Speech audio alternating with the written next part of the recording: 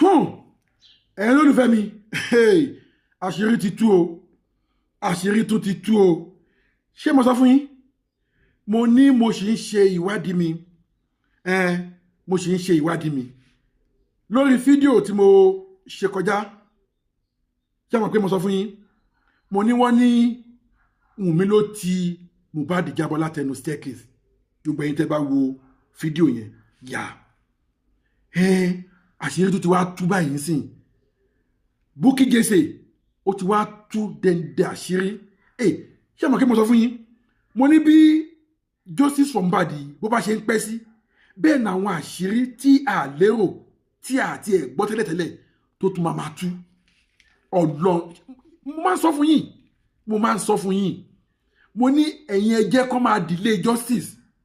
Ara wọn ni wọ́n ń ṣe, ara wọn ni wọ́n ń delay, ara wọn ni wọ́n túbọ̀ máa tú àṣírí. Ṣé mo pé ká ní bá ti fún wa ní justice yìí tipẹ́tipẹ́ ni àìmọye àwọn àṣírí tá àti ẹ̀ ní gbọ́.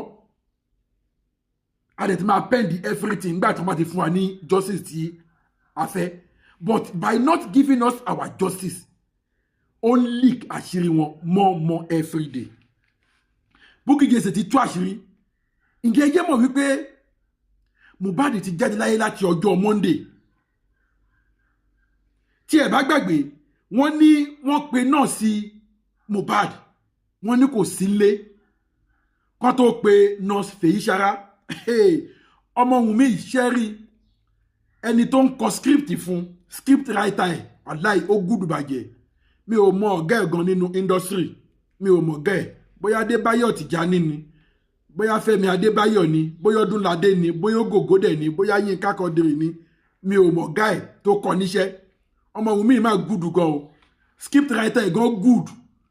Ẹ̀rù bọ́n ṣe package kìíní yẹn. Wọ́n ní Mohbad ti jáde láyé látọjọ́ Monday. Wọ́n ní nọ́ọ̀sì Mohbad òun náà kọ́kọ́ pé ó dé wà ó àpíà ń bẹ̀ pé nọ́ọ̀sì Mohbad ó ti declare fún wọn pé ọmọ eléru ti sungi o, Mohbad ti lọ. Ìyẹn dẹ̀ ra kó ń bẹ̀.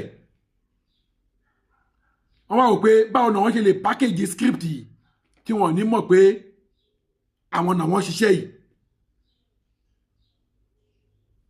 Wọ́n wá pe another nurse kí yẹn wá kọ́ fáwọn.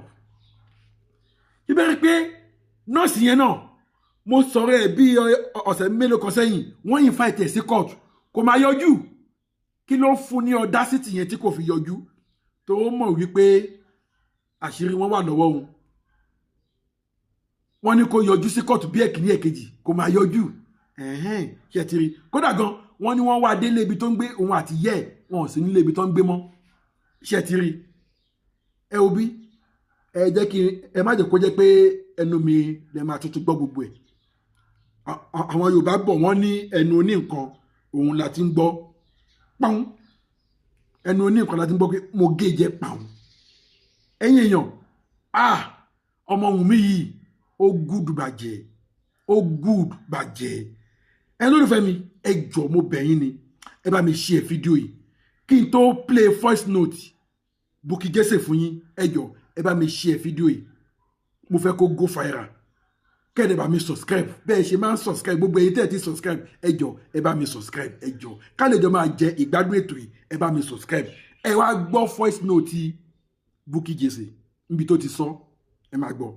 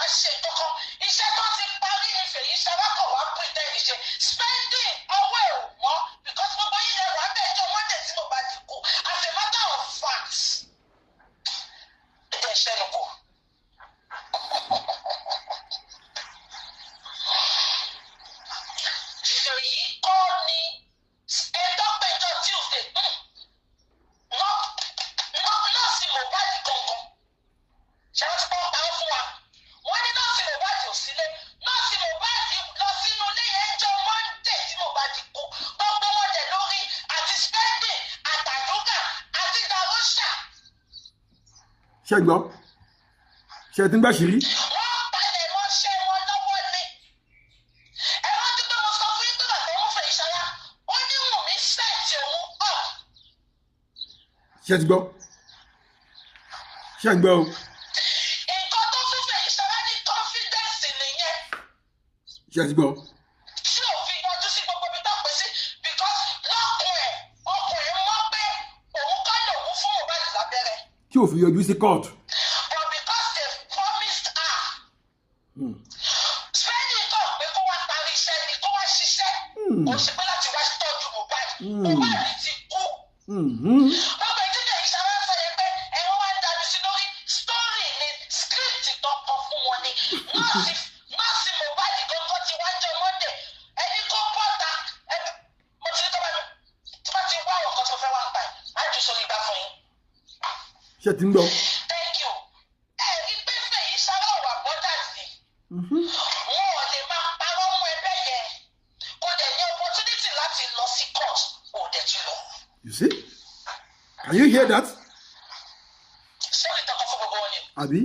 Baba good script. ẹni báwo sórí wọn yóò aláì. Monday tí Mohbad ti kú wọ́n ti pe nọ́ọ̀sì. gbogbo ìtọ́ sọ fún pé nọ́ọ̀sì ò sí lé bàbá láìrọ̀ ni. èyí tó sọ fún pé fèyí sára lọ sí kútọ́ ni wọ́n dúró de ibi tó jẹ́ kẹ́yìn ti bí ìṣáná kíyèsí oògùn.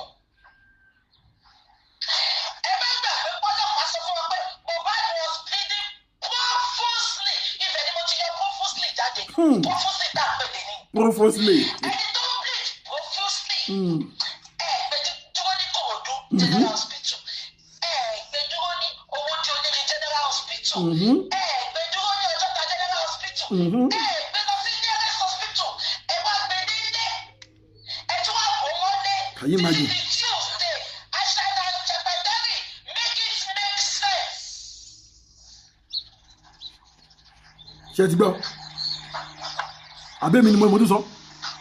Èmi kọ́ ni mo tún ṣe léyìn. Ẹ sá ti gbọ́. Ara investigation náà nìyẹn.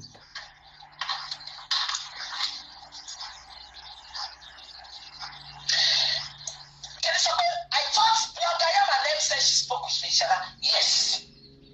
But that was the script they wrote for Fishara.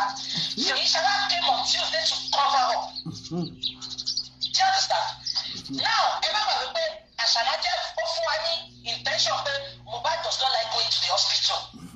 That was why táwọn ṣe bò wọlé láti Monday. Bàbá ńlá irọ́. Mohbad kú. Wọ́n ti pé nọ́ọ̀sì Mohbad gangan. Òun ni Fèyíṣará ṣe débẹ̀ tí mò ń fún ní syringe tó máa fi kún Mohbad. ṣé Fèyíṣará ṣe nọ́ọ̀sì gidi gan ni ẹ jẹ́ ká kọ́kọ́ mọ̀ yẹn. It's a question. Up till today mo sọ fún pé kò pẹ́ kò jìnnà ìyá Fèyíṣará gan gbébi tó ń gbé yẹn mọ́. Ó di disappear. wọ́n wá ìyá Fèyíṣará délé yẹn wọ́n lọ ti kó kúrò ń bẹ̀. ipe wọn ò mọ̀gbà tó kó lọ gan. Can you imagine? kò dágbére. Ó ga o. Ó ga o. Ọ̀rọ̀ pọ̀ nínú ìwé kọ́bọ̀. Ọ̀rọ̀ pọ̀ nínú ìwé kọ́bọ̀. wọ́n ló máa jẹ́ last person tí máa get to. I can tell you for free. Ashana.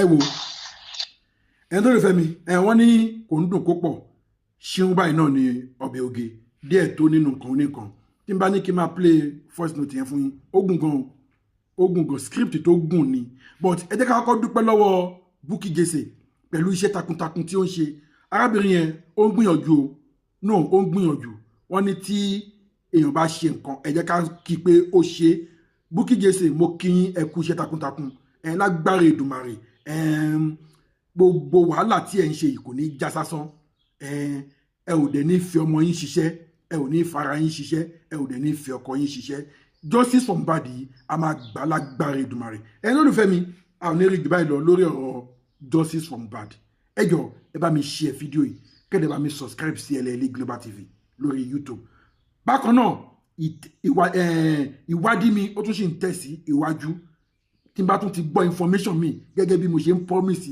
ẹ̀yin olólùfẹ́ mi tí n bá tún ti gbọ́ information mi mo tún mú bọ̀ wá fún yín ṣé ẹ tún ti gbọ́ eléyìí ṣé ẹ ti gbọ́